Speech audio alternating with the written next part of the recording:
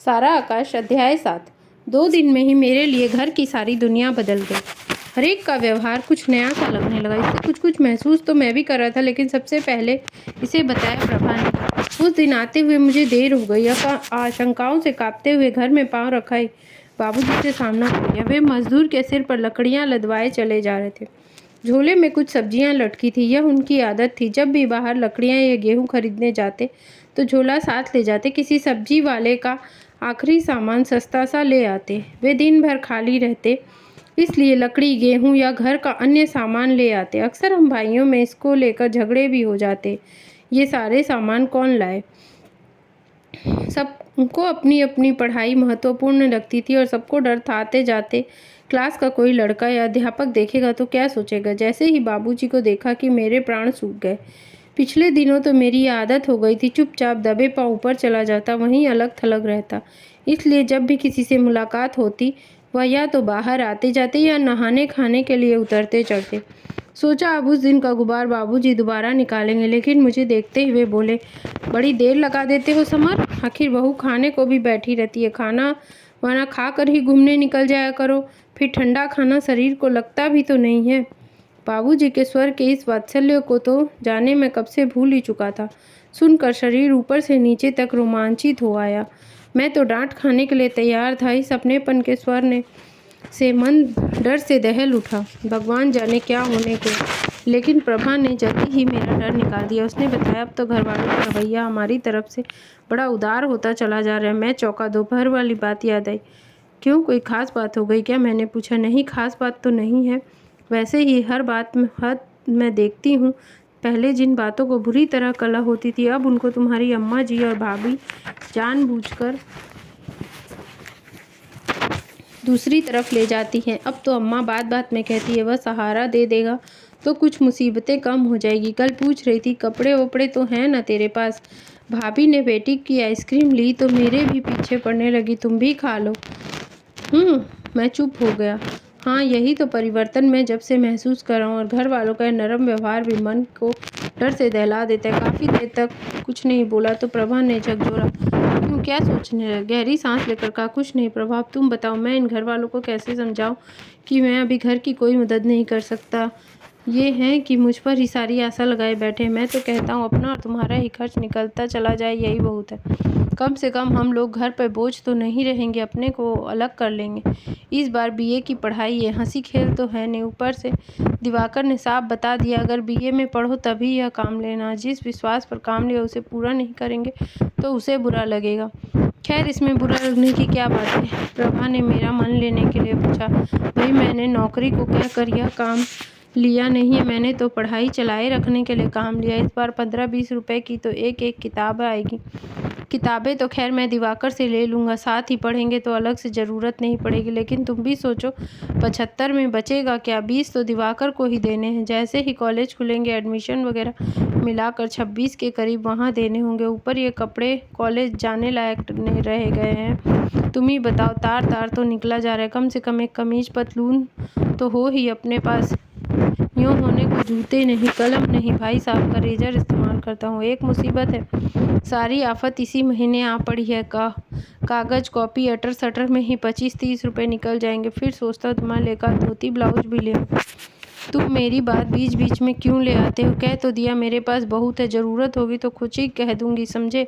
मेरे लिए कुछ नहीं, अगले महीने आ जाएगा, फिर कभी आ जाएगा। इस प्रभा ने मुझे समझाने को नहीं, सचमुच चिंता से कहा। खैर, फिर भी हिसाब तो तुम्हारे सामने। अब बताओ, 75 रुपयों में से बचा क्या? इनमें से कौन सी चीज़ कम करूं और घर वालों की मदद दूं? बहुत से बहुत दिवाकर को इस बार नहीं दूंगा। फिर अचानक याद आया तो बोला, कॉलेज तो 8 को ही खुल जाएंगे। मुझे पैसे मिलेंगे 15 तक, उधार तो भी लेना पड़ेगा, क्योंकि इन चीज़ों की ज़रूरत मुझे पहले ही पड़ेगी। फिर हम दोनों देर तक अपनी मुसीबतों को एक दूसरे से रोते रहे, अपने विचारों में खोए खोए। मैंने कहा, प्रभा, यह तो मैं देख रहा हूँ, बाबूजी, अम्मा, भाई साहब सभी मुझसे उम्मीद लगाए बैठे। सभी यह दिखाने लगे हैं कि उन लोगों के सारे कष्ट दूर हो जाएं क्योंकि समर कमाने लगा। लेकिन उन्हें यह सब बताया नहीं जा सकता। बता भी देंगे तो समझेंगे नहीं। सबको पता है मिलेंगे वही 75 रुपये, लेकिन सोच रहे हैं जाने कहाँ की हुंडी मिलेगी। तुम ही बताओ कैसे समझाऊं इन लोगों को। आगे गहरी सांस लेकर कहा, और इधर यह साला रिजल्ट अलग जान मुसीबत में की है। पता नहीं क्या होगा, मालूम नहीं कॉलेज भी ज्वाइन करने देगा या सारे अरमान यूं ही मन में रह जाएंगे। और अपने आगे मुझे अंधकार सा ऐसा सागर लहराता दिखाई दिया जिसका कहीं और छोर ही नहीं था। उस दिन वातावरण में बस रिजल्ट ही रिजल्ट गूंज रहा था। जिधर देखो उधर ही 2-3 लड़के मिलकर यही बातें करते कि फलों पेपर ऐसा हुआ था, उसमें इतने नंबर आ जाने चाहिए। उमानाथ नंबर बढ़वाने की कोशिश करने पहुंचा तो परीक्षक ने उसे धक्के देकर निकाल दिया और उसी ने बालेश्वर के नंबर चुपचाप बढ़ा दिए। निकल आया कोई ताऊ उसकी गर्दन दबाने वाला। मैं सुनता और कान दबाकर आगे बढ़ जाता। अब तो एक आत्मविश्वास आ गया, जो होगा देखा जाएगा। लड़कों की अधीरता पर दया भी आने लगी। पता नहीं किसके घर की स्थिति कैसी हो। मैंने अपनी नौकरी पर जाना शुरू तो कर दिया था। अभी तो स्कूल कॉलेज भी नहीं खुले थे, इसलिए सोचता था जब तक हो सके प्रभा को कम से कम कष्ट दिया जाए। फिर तो मजबूरी हो ही जाएगी। अब तो सुबह बिना खाए भी जा सकता था। 11-12 बजे तक लौट ही सकता हूँ। जब वहाँ से सीधे कॉलेज जाना पड़ेगा तो बेचारी को सुबह 3, साढ़े 3, 4 बजे उठना होगा ही। वैसे भी बेचारी 24 घंटे बैल की तरह जुती ही रहती है। सुबह से लेकर रात के 11 बजे तक मैंने उसे कभी खाली नहीं देखा, लेकिन उसकी लाख चालाकी बरतने और बड़े बेमालूम तरीके से सुबह उठने के बावजूद उसे जाने कैसे पता चल जाता है, वह खुद भी उठ बैठती। मेरे बड़े अनुरोध पर जरा सी देर यूं ही सोती या सोने का बहाना करती। मैं जानता था मेरे बाहर निकलते ही वह उठकर काम में चली जाती होगी। मुझे बड़ी कचोट होती। अब मेरे जल्दी उठने से उसे भी उठना पड़ेगा। पहले कम से कम 6 बजे तक सो लेती थी। काम पर पहुंचने का तरीका भी बड़ा दिलचस्प था। हमारे शहर में 2 स्टेशन थे। एक हमारे घर के पास पड़ता था और एक उधर जहां मुझे काम करने जाना पड़ता था। सुबह एक गाड़ी जाती थी और बीच में कहीं रुकती नहीं थी। मुश्किल से 5 मिनट का रास्ता था। गाड़ी के रुकते ही मैं ट्रेल की टूटी तारों वाली बाड़ से फुर्ती से बाहर हो जाता और शान से इस तरह सड़क पर चलने लगता जैसे मैं तो सड़क पर ही चल रहा था। पहले 1-2 दिन तो जो हालत थी उसका बयान नहीं कर सकता। प्रभा को मैंने बताया था। मेरा दिल ऐसा धड़क रहा था, कानों में बजता सुनाई देता था। रेल में ऐसा मन घबराता था, चक्कर आने लगते। बार बार सारा शरीर पसीने से तरबतर हो जाता। हर पल की इधर टीटी आया, उधर से काले कोट वाले आदमी ने मेरी बाँह पकड़ी। लेकिन यह तो पहले 2 दिन की हालत थी। इसके बाद तो हिम्मत बढ़ गई। मैंने तरह तरह के बचाव के पैतरे सीख लिए। गाड़ी के चलने तक मैं निहायत ही तटस्थ की तरह घूमता रहता, मानो किसी और गाड़ी का इंतजार कर रहा हूँ, किसी और काम से आया हूँ। टीटी पर आंख रखता, जैसे ही गाड़ी चलती उससे सबसे दूर पड़ने वाले डब्बे में चढ़ जाता। जैसे ही गाड़ी रुकती कि सबसे पहले प्लेटफॉर्म पर उतरकर फिर इस तरह टहलने लगता, मानो मैं तो कब से यहाँ पर टहल रहा हूँ, मुझे इस रेल से क्या लेना देना। इस तरह रेल का सफ़र मनोरंजक होता जा रहा था। एक भारी मुसीबत से छुटकारा भी इसकी वजह से मिल गया था, वरना सुबह ही जितना पैदल चलकर आना पड़ता उसकी तो मैं कल्पना से ही डर जाता था। गर्मियों में तो जैसे तैसे घूमते हुए आ जा सकता था, मगर जाड़ों में उसके पुराने कपड़ों में ठंड से ठिठुरते हुए आना तो सचमुच मुश्किल था। उसकी कल्पना से ही रूप काँप जाती थी। लेकिन काम शुरू में जितना रोचक लगा, बाद में तबीयत उतनी ही उससे उबरने लगी। 5 से 11 तक प्रूफ के गीले खुरदरे कागजों पर फैलती स्याही से 6 घंटे लगातार उल्टे सीधे निशान बनाते बनाते सिर भन्नाने लगता था। उस समय मैं और भी डर जाता। अगर यह काम सचमुच इतना ही थका देने वाला और कष्टदायक है तो मैं कॉलेज के दिनों में यहाँ से जाने के बाद क्या पढ़ लिख पाऊँगा? कुछ समझ में ही नहीं आएगा। पहले कुछ दिन तो जोश जोश में इतने सारे पन्नों के प्रूफ एक साथ देख डाले कि सारे प्रेस वाले चकित रह गए। लगता था इसे जरा भी काम में दिक्कत ही क्या है, केवल पढ़ना ही तो है, जहाँ गलत लगे वहाँ निशान लगा दो। लेकिन मैनेजर ने बाद में सारे पन्ने लौटा दिए क्योंकि उसमें ढेरों गलतियाँ भरी पड़ी थी। मैंने तो खूब ध्यान से देखा था। ये कैसे छूट गई मेरी समझ में ही नहीं आया। धीरे धीरे वह सारा जोश समाप्त हो गया।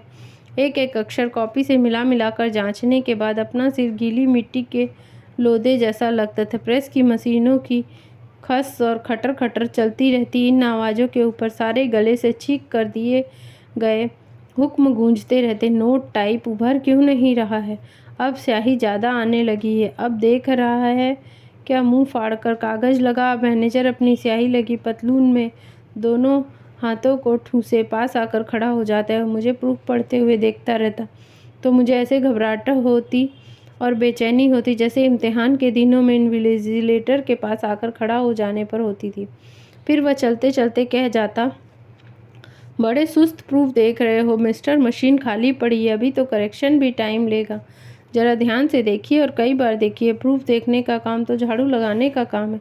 जितनी ही बार झाड़ो उतना बार ही कूड़ा कहीं न कहीं से दोबारा निकल आता है। इसके अलावा जिधर देखो उधर ही कलौंच स्याही छाई रहती। एक तरफ सुमेरा बैठा बैठा पानी में भिगो भिगो कर कुछ कूटता रहता, दूसरी तरफ मशीन मैन 2 बार ईंटों का चूल्हा बनाकर स्याही उठाया करता। सरेस की बदबू से उबकाई आती थी और मशीनों से टपकती काली तेलदार कीचड़ अदबदाकर कपड़ों पर लग जाती। सिंधी होटल का लड़का हर 10 मिनट बाद अपने गिलास को तारों के लटकन में लगाए कभी किसी को चाय देता रहता, या मैनेजर के पास छपाने के लिए आए ग्राहकों को की खातिर के वक्त सुमेरा उसे आवाज़ें दिया करता। लेकिन वहाँ काम करने वाले लोग इतने दिलचस्प थे कि मन उबता नहीं था। पहले तो बड़ा अजनबी सा लगता था, लेकिन जल्दी ही वे मुझे अच्छे लगने लगे।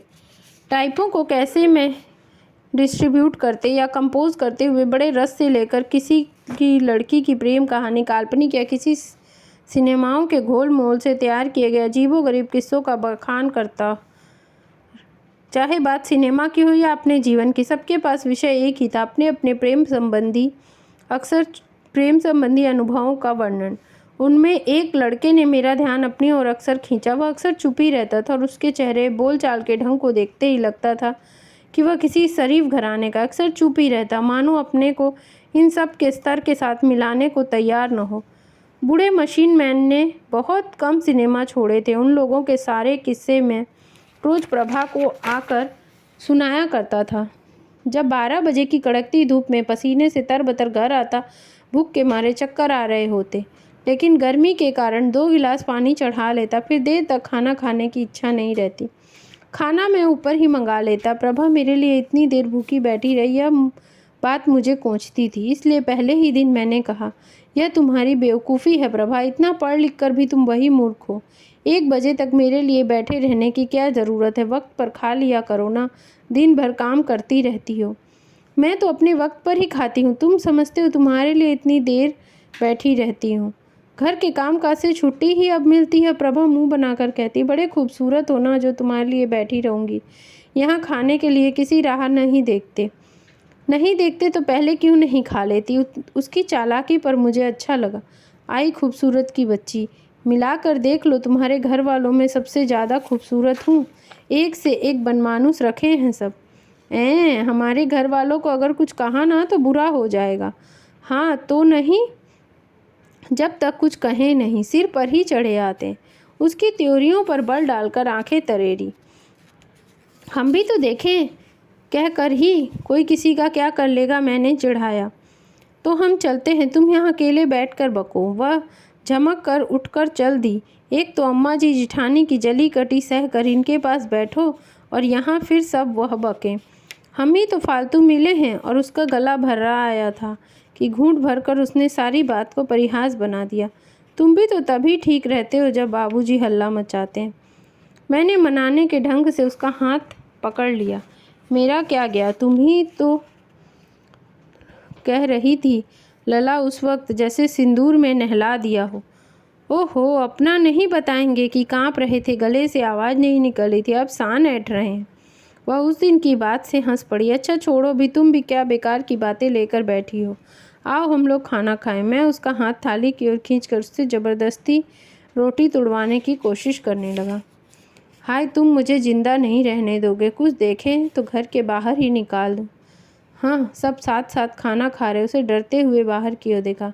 अच्छा बको मत, खाओ चुपचाप, मैंने उसे डांट दिया। मन में सोचा, एक तो बेचारी इतनी देर तक बैठी रहे, फिर साथ खाने का सुख भी ना पाए। आंखों के आगे भविष्य की वह तस्वीर कौंध गई जब हम और वह मेज पर बैठकर साथ साथ खाया करेंगे। जंगले से झांकती हुई वह मेरे कॉलेज की खाली पीरियड्स के लिए प्रतीक्षा किया करेगी। एक खोई खोई सी मुस्कुराहट उसके चेहरे पर भी उभरी। लगा कि कुछ इसी ढंग की तस्वीर उसके दिमाग में भी कौंधी। उसने उठकर किवाड़ बंद कर दिया। अच्छा पहले किवाड़ बंद कर ले। फिर एकदम बच्चों की तरह कंधे हिलाकर मचल कर कहने लगी, हमें तो शर्म लगती है साथ खाते। पिटोगी अगर शरमाने वरमाने का बहाना किया। वह उठने की कोशिश करने लगी तो मैंने फिर खींच कर बिठा लिया और उस समय सारा घर स्तब्ध रह गया जब मैंने सुना कि मैं तो जैसे तैसे सेकंड डिवीज़न में पास हो गया, लेकिन अमर का कहीं नाम ही नहीं निकला। घर की वह तस्वीर अभी भी मेरे सामने है। अमर एक ओर बैठा सुबक रहा था, सारे घर में मुर्दनी सी छाई थी। इस चोट की गहराई के सामने मेरे पास होने की खुशी को किसी ने महसूस ही नहीं किया। उसे अब फिर एक नए साल फिर से पढ़ना होगा। इस तरह की कल्पना की विवि शंकाएं उसकी आंखों के सामने नाच रही थीं।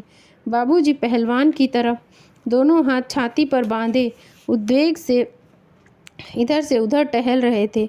उल्लू के पट्ठों से कहते हैं कि पढ़ो पढ़ो, पर इन सालों को फुर्सत नहीं। एक की शादी क्या कर दी, हाथ से ही चला गया। बड़े छाती ठोक कर कहते हैं, बाबूजी आपको क्या है, मैं चाहे जो करता रहूं, लेकिन फर्स्ट डिवीज़न ना आए तो कहना। अब ले चाट सेकंड डिवीज़न को रख कर। और अमर जी तुम तो साफ सुन लो मेरी बात बस की, नहीं कि हर बार 1000 रुपया तुम्हारे ऊपर पानी की तरह बहाऊं। तुम्हें अपनी मटरगश्ती से फुर्सत हो तो पढ़ने लिखने में भी मन लगे। पढ़ना है तो अपने बूते पर पढ़ो, वरना भीख मांगो। प्रभा ने बताया कि भाभी वैसे तो अमर लाला जी के फेल होने पर बड़ा दुख प्रकट करती रहीं, उन्हें सांत्वना बंधाती रहीं, लेकिन भाई साहब से कह रही थी, अच्छा अंधेर है इस घर में, एक तो दिन रात हड्डे पेल पेल कर इन मुस्टंडों को पालो पढ़ाओ, इनका इतना ख्याल रखो, अगले के भी तो बाल बच्चे हैं, इसके आगे भी तो ज़िंदगी पड़ी है। तब फिर भाई साहब ने समझाया, चुप रहो, हमारी ज़िंदगी तो सिर्फ इसी काम के लिए बनी है कि बैल की तरह कमाएं और इस गड्ढे में डालते रहें। इसके बाद वे रो पड़े थे। भाई साहब का दुख मुझे बहुत गहराई तक मथ गया।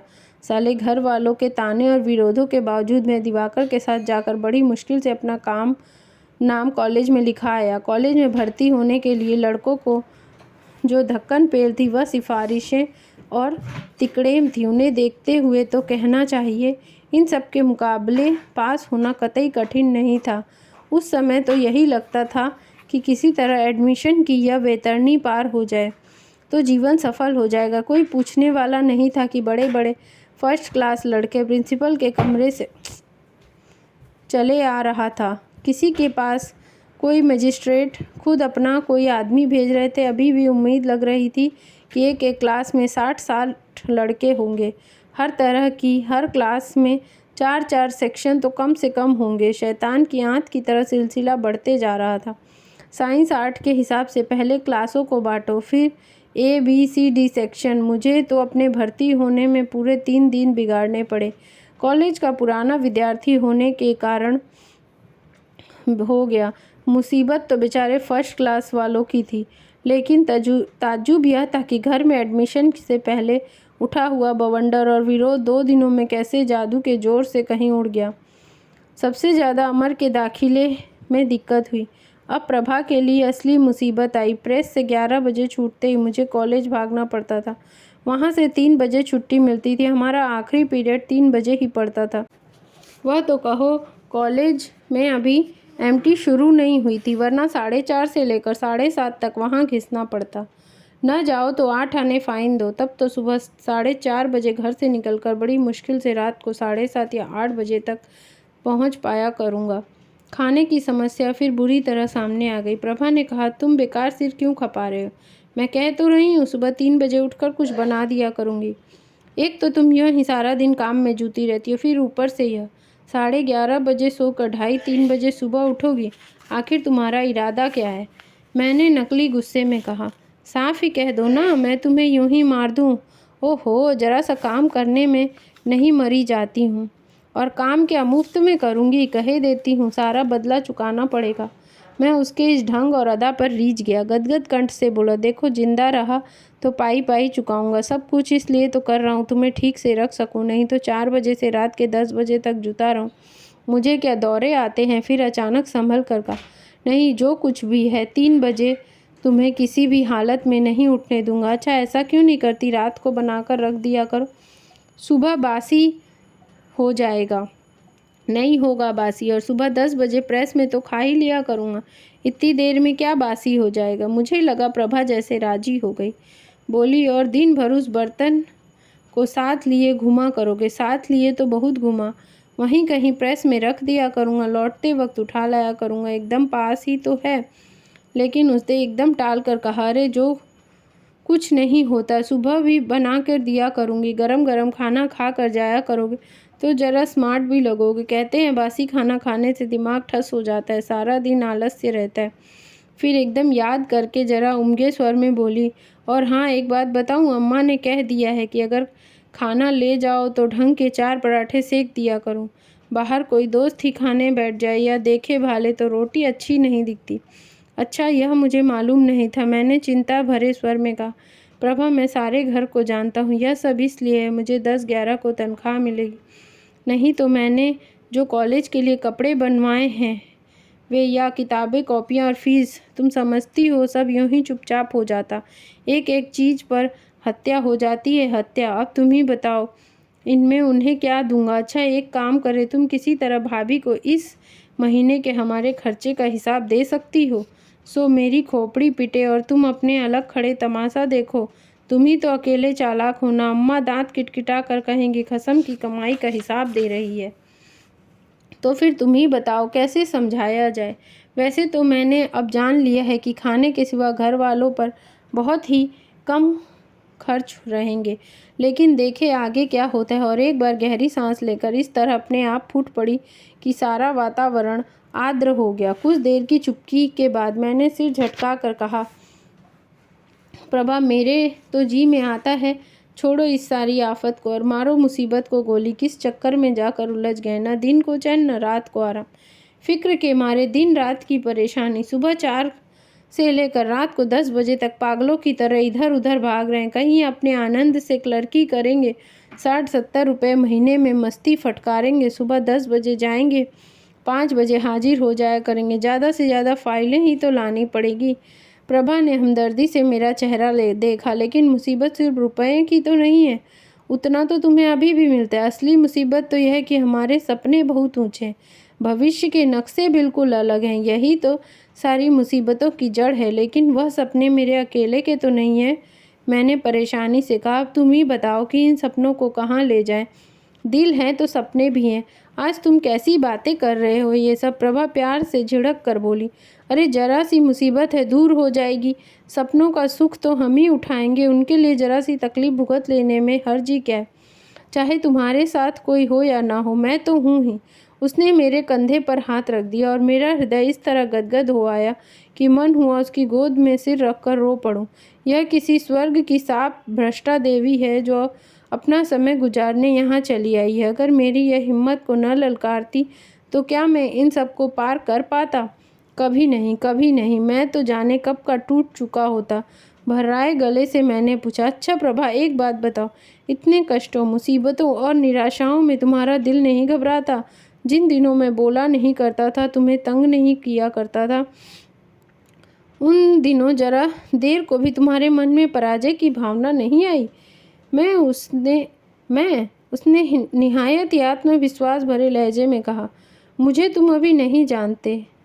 मुझ में बहुत ज़्यादा जीवनी शक्ति है, इससे भी ज़्यादा मुसीबतें में मैं विचलित नहीं हो सकती। विवाह से पहले बड़ा डर लगता था, आगे जाने कैसा होगा। लगता था कि किसी भी मुसीबत को मैं नहीं सह पाऊंगी। अब जब देख लिया है कि तकलीफ़ किसे कहते हैं तो लगता है कि बस इसी के लिए इतना डरना था। और शायद अध्यापिकाओं जैसी अपनी इस भाषा पर वह खुद ही लजा कर नीचे देखने लगी। मुझे लगा जैसे उसके चेहरे से एक तेजोज्वल अरुणाभा फूट फूट कर ज्योतिर्मंडल बना रही है। नहीं प्रभा, मैं कोई हारा थोड़े ही हूँ। मैं तो यूँ ही कह रहा था, तू देखती रहना, मैं सब करूँगा। मैं तेरे लिए क्या करता हूँ, क्या कर सकता हूँ, अभी तुझे पता ही नहीं है। और अपने रोमांचित हाथों से मैंने उसके कंधे पकड़कर उसका सिर उठा दिया। उसकी झुके पलकों वाले चेहरे को देखकर अजीब सा ख्याल मन में आया, मान लो इस बीच ही यह माँ बन गई तो। और मुझे लगा मेरी बातों को जाने वह कैसे समझ गई। उसका चेहरा पहले से ही गुलाबी हो आया।